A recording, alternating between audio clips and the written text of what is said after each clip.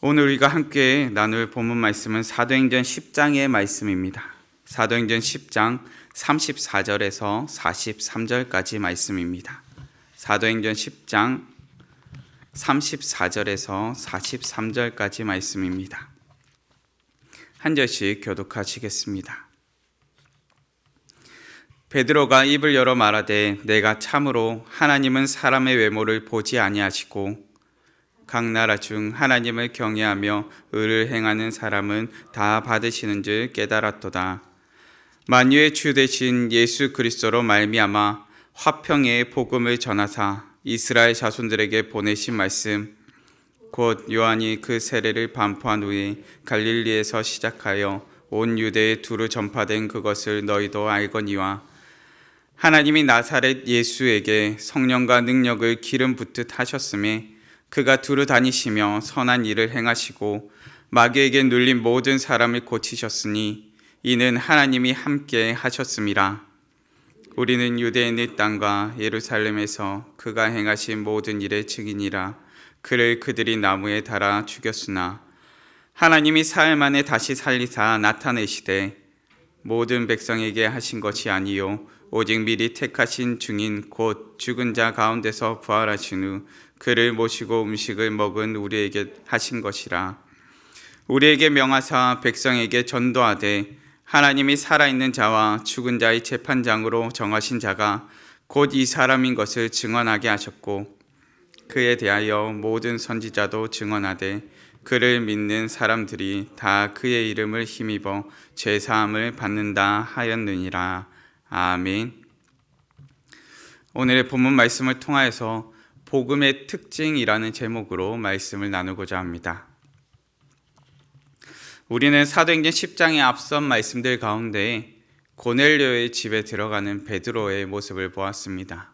그런데 이 모든 과정들이 하나님의 역사였고 하나님의 역사하신 가운데 베드로가 고넬료의 집에 들어가는 사건임을 보게 되었습니다. 고넬료는 요바에 있는 베드로를 청하라는 환상을 보게 되고 사람을 보내어 베드로를 청하게 됩니다. 베드로는 복음 전도자였지만 청함받은 고넬료의 집에 들어가는 것이 참으로 머뭇거림이 되는 일이었습니다. 고넬료가 이방인이었기 때문에 그것이 걸림이 되고 꺼리낌이 된 것입니다. 그럼에도 하나님께서 환상 중에 말씀하심으로 그 말씀에 순종하여 고넬료 집에 들어가게 됩니다.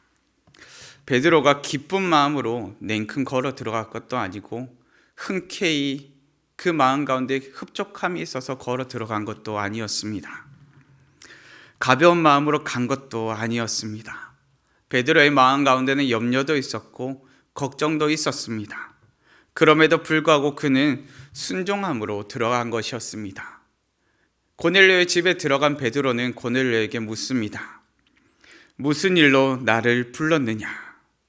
여기에 대해 고넬료가 답합니다. 우리는 주께서 당신에게 명하신 모든 것을 듣고자 하여 다 하나님 앞에 있나이다. 아멘. 고넬료와 그 가운데 모였던 사람들, 그 사람들이 무엇이라 말합니까? 주님께서 당신에게 명하신 것을 듣기 위하여 모였다고 말한 것입니다. 고넬료의 믿음이 참 놀랍습니다. 하나님께서 베드로를 청하라는 말씀을 주셨을 때 고넬료는 자신만 모였던 것이 아닙니다. 자기 가족들만 모였던 것도 아닙니다. 친척들을 부르고 가까운 친구들을 불러서 그곳 가운데 함께 모여 있었습니다.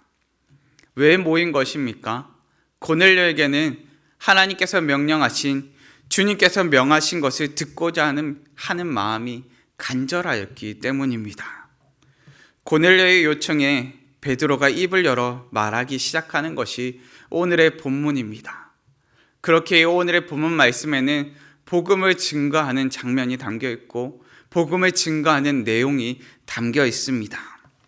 베드로는 입을 열어서 예수님을 증거합니다. 우리는 베드로의 복음 증거를 통하여서 오늘의 복음 증거의 장면 가운데 드러나는 복음의 특징들에 대해서 살펴보고자 합니다. 복음의 특징은 무엇입니까? 첫째는 감독은 하나님이시라는 것입니다. 본문의 38절과 40절 말씀입니다. 하나님이 나사렛 예수에게 성령과 능력을 기름 붓듯 하셨음에 그가 두루 다니시며 선한 일을 행하시고 마귀에게 눌린 모든 사람을 고치셨으니 이는 하나님이 함께 하셨습니다. 하나님이 사흘 만에 다시 살리사 나타내시되. 아멘. 복음의 감독은 하나님이셨습니다. 총 감독을 맡으시고 연출을 하신 분이 하나님이셨다는 것입니다. 베드로는 복음을 증거하면서 하나님이 행하셨습니다, 하나님이 이렇게 하셨습니다 라는 표현을 반복해서 사용하고 있습니다. 의도적으로 이 모든 일을 주관하신 분이 하나님이시라는 사실을 드러내고 있는 것입니다. 하나님이 성령과 능력을 부으셨고 하나님이 함께 하셨으며 하나님이 사흘 만에 다시 살리셨습니다. 베드로는 하나님 아버지께서 복음을 직접적으로 연출하시고 방향에 맞게 이끌어 가셨다고 말을 하고 있는 것입니다. 복음은 우연의 산물이 아닙니다. 우연히 하나님의 아들이 이 땅에 오셨고 우연히 이 땅에 오신 하나님의 아들이 능력을 나타내셨으며 우연히 십자가에 달리셨던 것이 아닙니다. 복음이란 무엇입니까? 하나님께서 이루신 구원 역사입니다. 우연히 일어난 일이 아니라 전적으로 하나님께서 살아 역사하셨기 때문에 일어난 일입니다. 하나님이 예수님과 함께 하셨습니다. 본문의 38절 말씀에 이는 하나님이 함께 하셨음이라고 증거하고 있습니다. 이를 통해서 알게 되는 것은 무엇입니까? 예수님께서 마음대로 행하신 것이 아니라 하나님의 뜻대로 행하셨구나 하는 것을 알게 됩니다. 하나님께서 목적이 있게 이끄셨고 연출하셨으며 함께 하셨습니다. 우리의 인생도 그렇습니다. 하나님께서 우리의 총감독이 되셨습니다. 우리의 인생의 총감독은 하나님이십니다. 하나님께서 우리를 목적이 있게 지으셨고 목적이 있게 이끌어 가십니다. 목적 있는 삶으로 인도하시는 것입니다. 하나님께서는 우리에게 목적 있는 삶을 주시기 위해서 무한한 희생을 치르셨습니다. 참으로 이루 말로 다할 수 없는 값진 것들을 치르셨다는 것입니다. 문제는 우리가 이 땅을 사는 가운데 하나님께서 감독되셨다는 사실을 잊어버릴 때가 있다는 것입니다. 자기 마음대로 행하는 것이 옳다고 생각합니다. 문제는 그렇게 생각할 때, 그렇게 행할 때 우리는 하나님의 걸작품이, 하나님의 작품이 될 수 없다는 것입니다. 차마 우리가 하나님의 작품이라 말할 수 없다는 것입니다. 영화를 보면은 영화의 제작자가 누구인지를 참 중요하게 여겨집니다. 영화의 감독이 누구누구 영화, 누구누구의 영화라는 제목이 늘 광고에 실리듯이 우리에게 널리 알려지게 됩니다. 그 영화의 감독이 누군지가 그 영화의 가치를 좀 더 돋보이게 드러내주기 때문입니다. 하물며 우리의 인생에서 중요한 것도 그렇습니다. 우리가 하나님과 함께하며 하나님의 작품으로 빚어져 가고 있느냐 하는 것입니다. 이 땅을 살다 보면 때로 삶이 무의미하게 느껴질 때도 있습니다. 그런데 삶이 무의미하게 느껴진다는 것이 내가 지금 여유가 없고 여건이 안 되고 환경이 안 되기 때문에 그렇게 느껴지는 것이 아닙니다. 내게 있어야 할 삶의 여유나 환경이 있다 할지라도 그 가운데 삶의 무의미함을 경험할 때가 있다는 것입니다. 정확히는 삶의 의미, 삶의 목적을 깨닫지 못할 때가 있습니다. 우리가 삶의 의미나 삶의 목적을 깨달으려면은 우리 삶 가운데 있어서 좀 더 높은 목적을 성취하고 있거나 좀 더 긍정적인 변화를 경험하고 있다는 사실이 우리 가운데 깨달아져야 됩니다. 그런데 문제는 무엇입니까? 삶의 의미를 상실되었다는 것은 우리 가운데 무언가 좀 더 높은 가치, 변화를 일으키는 가치를 추구하고 있지 못하다는 것입니다. 그렇기에 우리 가운데는 높은 목적을 성취하고 있거나 변화를 이루어 가고 있다는 확신이 필요합니다. 문제는 이것이 우리의 자체적으로 해결되어지는 문제는 아니라는 것입니다. 우리 안에서 이 문제가 해결되어질 수가 없습니다. 우리 안에서 좀 더 고상한 가치, 좀 더 높은 목적이 발견될 수가 없습니다. 그렇기에 우리 삶의 목적은 전적으로 우리에게 삶의 목적을 부어주신 하나님께 의존되어 있습니다. 우리의 삶의 목적이 하나님께 의존되어서 우리의 삶의 가치가 하나님께 의존되게 되는 것입니다. 우리의 삶에서 자체적으로 해결될 수 있는 문제가 아닙니다. 그런데 복음은 우리의 삶 가운데 바로 이것을 깨닫게 합니다. 우리의 삶을 조명하시는 하나님을 깨닫게 하고 우리가 잃어버린 삶의 목적을 찾게 하며 하나님과 함께하는 삶으로 인도하는 것입니다. 이것이 우리가 첫 번째로 살펴보게 되는 복음의 특징입니다. 복음의 특징 둘째는 주인공은 예수님이시라는 것입니다. 본문의 42절과 43절 말씀입니다. 우리에게 명하사 백성에게 전도하되 하나님이 살아있는 자와 죽은 자의 재판장으로 정하신 자가 곧 이 사람인 것을 증언하게 하셨고 그에 대하여 모든 선지자도 증언하되 그를 믿는 사람들이 다 그의 이름을 힘입어 죄 사함을 받는다 하였느니라. 아멘. 우리의 삶의 목적이 하나님께 의존되어 있듯 우리의 삶의 주인공도 우리가 아닙니다. 우리의 삶의 주인공은 예수님이십니다.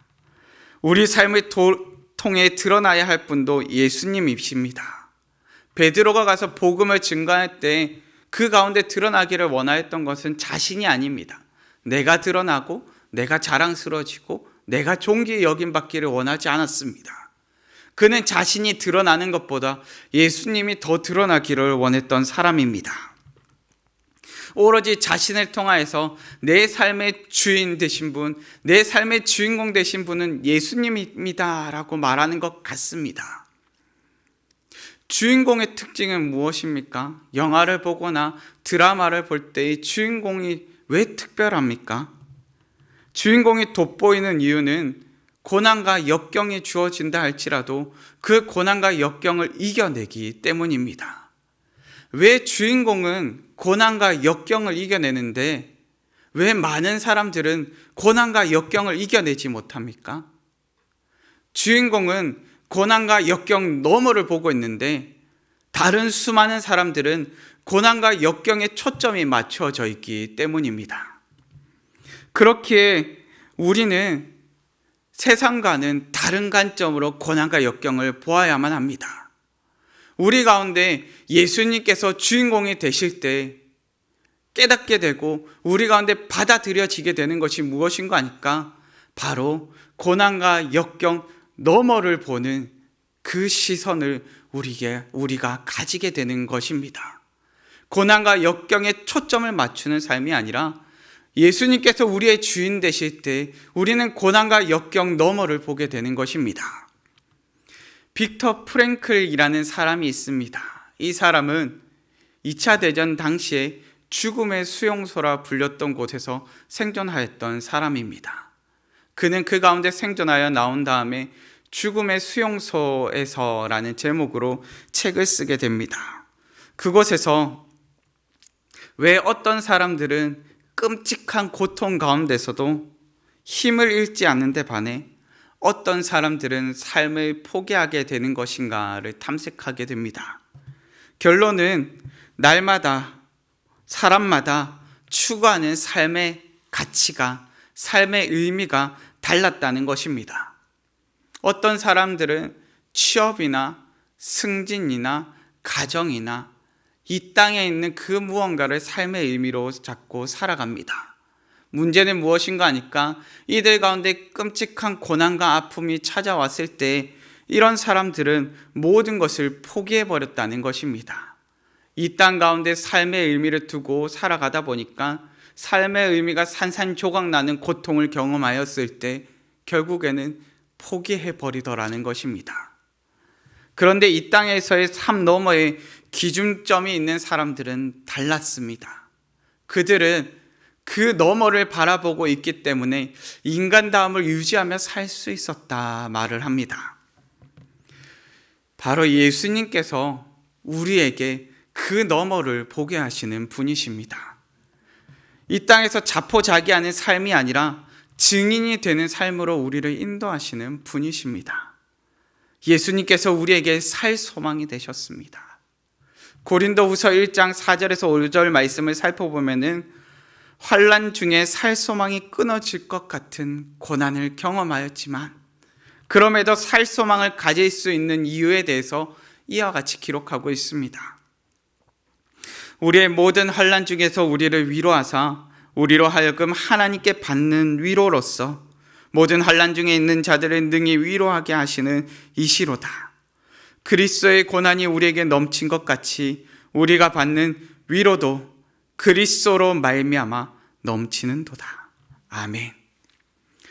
예수님의 증인으로 사는 인생 가운데 고난이 없을 수는 없겠지만 그럼에도 불구하고 무엇이 넘친다 말합니까? 그리스도로 말미암아 주어지는 위로가 넘친다 말합니다. 우리에게 고난도 있겠지만 무엇도 있겠다는 것입니까? 위로도 있겠다는 것입니다.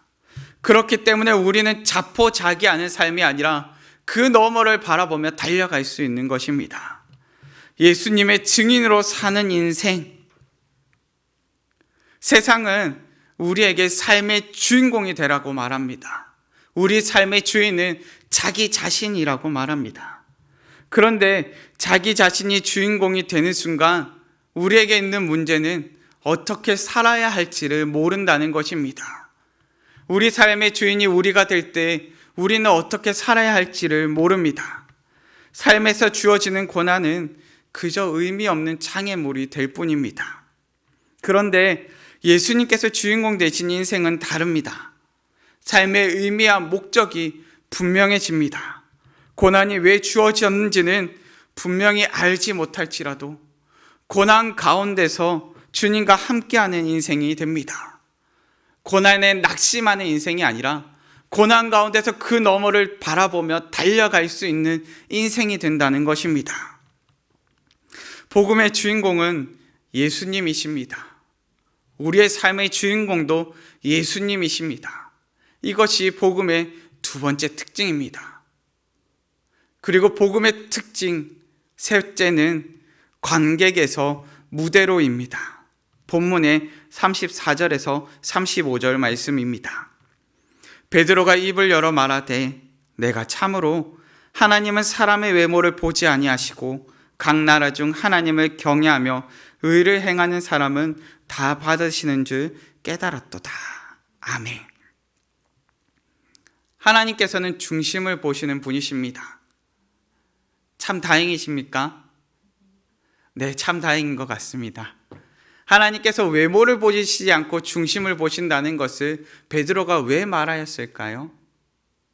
자신은 이방인의 집에 걸어 들어가서 그 가운데 구원이 있고 놀라운 역사가 있게 될 것에 대해서 걱정하고 염려하였는데 막상 그가 그것 가운데 걸어 들어가서 보게 되는 것이 하나님의 놀라운 역사하심임을 보게 되었기 때문입니다.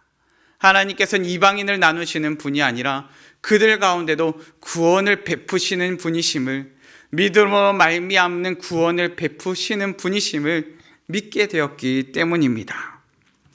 하나님께서는 복음의 사각지대가 없게 하셨습니다.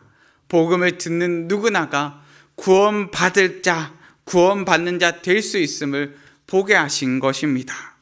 여기에 하나의 문제는 우리의 위치는 어디인가 하는 것입니다. 우리의 위치는 복음의 방관자요, 복음의 관객이 아닙니다. 관객석에서 우리를 바라보시며 목적대로 우리를 이끄시는 분은 하나님이십니다. 우리는 그 가운데 마치 방청객처럼 방관자처럼 앉아있는 자가 아니라는 것입니다. 우리는 우리의 삶을 목적대로 이끄시는 분 앞에 서 있습니다.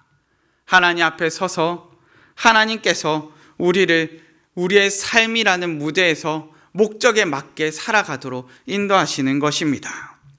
무대 위에서 우리는 주인공 되신 예수님을 드러냅니다. 그리고 그 예수님을 닮아 살아가기를 힘쓰는 위치에 우리가 있다 말하는 것입니다. 우리의 자리는 관객의 자리가 아닙니다. 복음은 방관자여 관객과 같이 있던 우리를 무대로 끌어올립니다. 그리고 무대 위에서 우리가 하나님 앞에 서 있다는 사실을 깨닫게 합니다. 무의미했던 우리의 삶이 하나님 앞에서의 삶으로 전환됩니다. 본문 가운데 베드로를 통해 복음을 들었던 고넬료와 그의 친척들과 친구들은 생각해보기에 고넬료와 같이 모두가 경건한 사람들이었다고 생각되지는 않습니다. 복음을 듣기 위해 고넬료의 권함을 받아 모였지만 그 모든 사람들이 모두 경건하고 모두 복음을 너무나 사모하여서 모였던 것은 아니라 생각됩니다.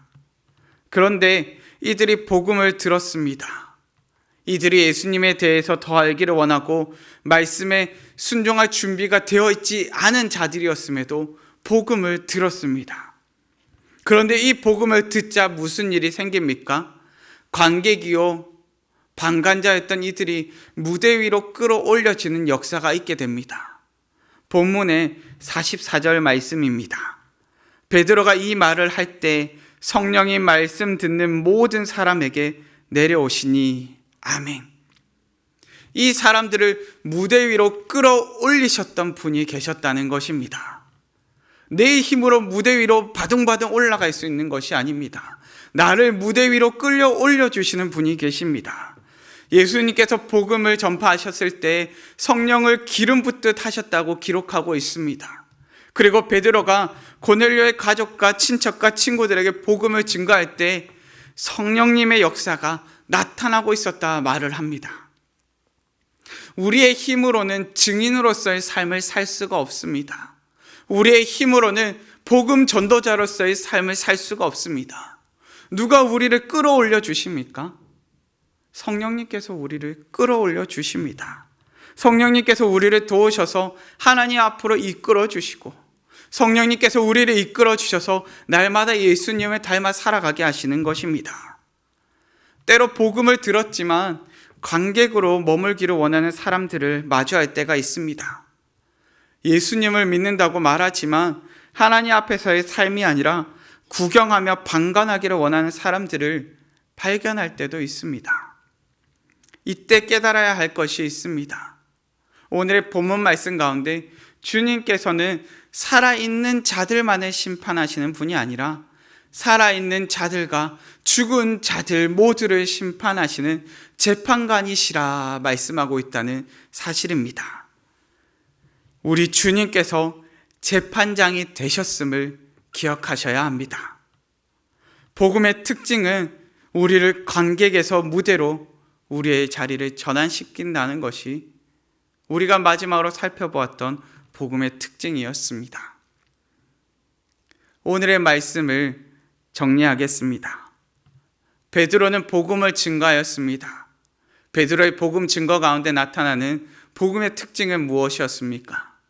첫째는 감독은 하나님이셨다는 것입니다. 하나님께서 우리의 삶의 목적이 되시며 하나님과 함께하는 삶으로 인도하셨습니다. 둘째는 주인공은 예수님이셨다는 것입니다. 예수님께서 고난을 이길 힘을 주시고 예수님께서 우리의 삶의 주인 되셨습니다. 마지막 셋째로 관객에서 무대로입니다. 복음은 우리를 방관자로 놓아두지 않습니다. 방관자에서 하나님 앞으로 하나님 앞에서 예수님을 날마다 닮아가는 인생으로 인도합니다. 이 같은 복음의 특징들은 우리가 변하지 않으면 살 수 없다는 것입니다. 복음을 증거하는 삶으로 살지 않고는 도무지 살 수 없는 인생 가운데로 인도합니다. 오늘 우리는 베드로의 복음 증거하는 모습을 살펴보면서 그 가운데 우리도 그와 같은 복음 전도자가 되기를 소망하는 시간이 되기를 간절히 바라봅니다. 우리 믿음의 성도님들께서도 베드로와 같이 마음껏 복음을 증거하며 사시는 우리 성도님들 되시기를 간절히 바랍니다. 이 시간 우리 다 함께 찬양했으면 좋겠는데요. 우리가 날마다 이 땅을 사는 가운데 주님만 의지하며 살기를 원한다고 우리 다 함께 찬양하시면서 고백하셨으면 좋겠습니다. 주께서 다스리네. 다 함께 찬양하시겠습니다.